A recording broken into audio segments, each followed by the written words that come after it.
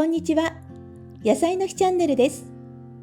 今日はこれからの時期に大活躍するドライフルーツの洋酒漬けの作り方をご紹介します。洋酒に漬け込んだフルーツはきちんと手順を守れば1年以上も日持ちします。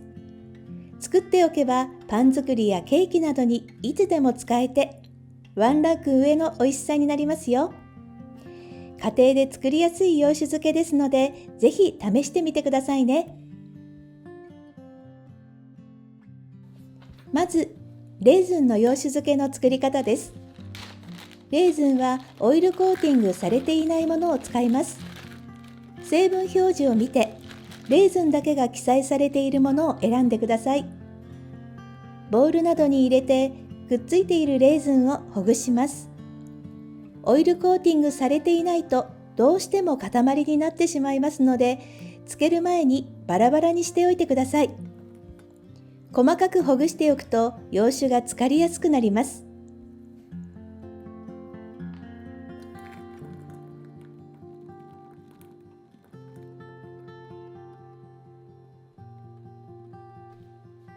レーズンがほぐれたら清潔な容器に入れて洋酒を加えます。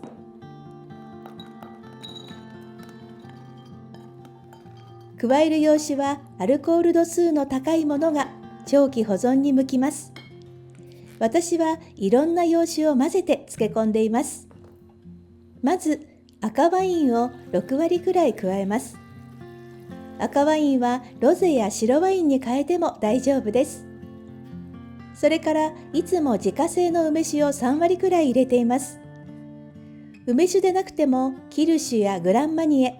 コワントローなどを加えるとドライフルーツとの相性がよく香りが引き立ちます。そしてラム酒も加えます。これはブランデーでもいいですね。赤ワインだけだとアルコール度数が低いので、その他の洋酒は度数の高いものを加えています。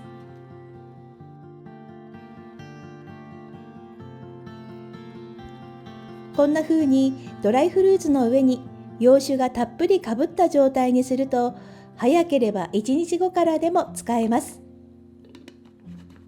基本的な分量はドライフルーツに対して2倍の洋酒を加えています。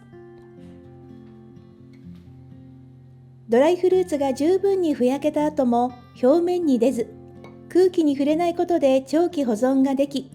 常温で1年以上は保存可能になります。ドライフルーツの表面にオイルがついている場合は、必ずオイルを取ってから漬け込みます。クランベリーなどは必ず表面にオイルがついているので、熱湯をたっぷりかけて、オイルが浮いてくるまで2、3分置きます。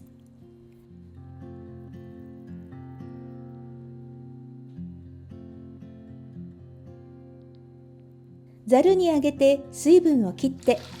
キッチンペーパーなどで水分を拭き取ってから洋酒に漬け込んでください。洋酒に漬け込みたくないときは、ドライフルーツに水分が残っている状態で清潔な瓶などに入れます。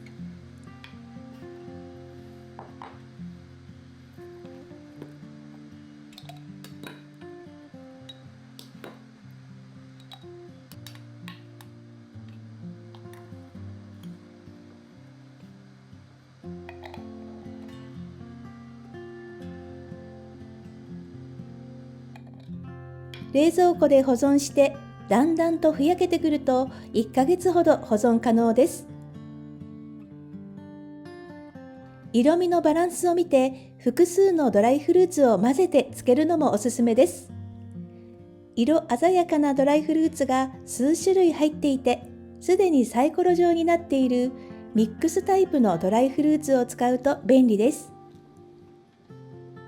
これはマンゴー、パパイヤ、パイナップル、キウイフルーツ、クランベリー、レーズン、グリーンレーズンが混ざっているので、袋から出してそのまま漬けることができます。くっついているものがあればバラバラに離しておきます。砂糖漬けのものは洗わずにそのまま使えます。清潔な容器にドライフルーツを入れて、洋酒をたっぷり注ぎます。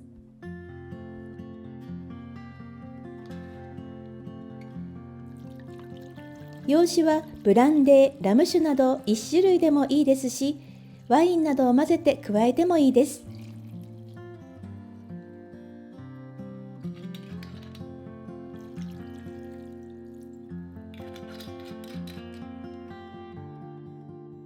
漬け込んだ後は翌日から使うこともできますが、このまま常温で1週間以上漬けると、ドライフルーツが洋酒を吸ってふっくらと仕上がります。1ヶ月ほど漬け込むとアルコールがまろやかになるので、さらに美味しくなりますよ。こちらは今年のシュトーレン教室のために仕込んでいるドライフルーツの洋酒漬けです。約8キロのドライフルーツを漬け込みました。大量に漬け込むときは何日かに分けて洋酒を足しながら漬け込んでいきます。混ぜやすい容器に入れて上下を返しながら洋酒を混ぜていきます。こうすると洋酒が余ることなくドライフルーツを漬けることができます。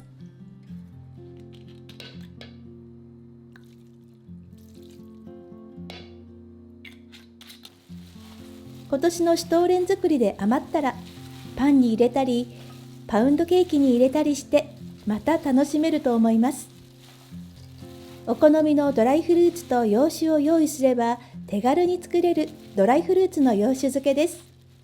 作る際のポイントをきちんと押さえれば長期保存も可能です。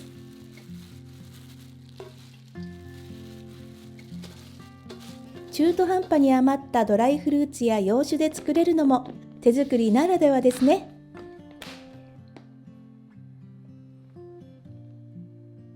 パン作りやいろんなお菓子に使えて、加えるだけでワンランク上の味わいにしてくれます。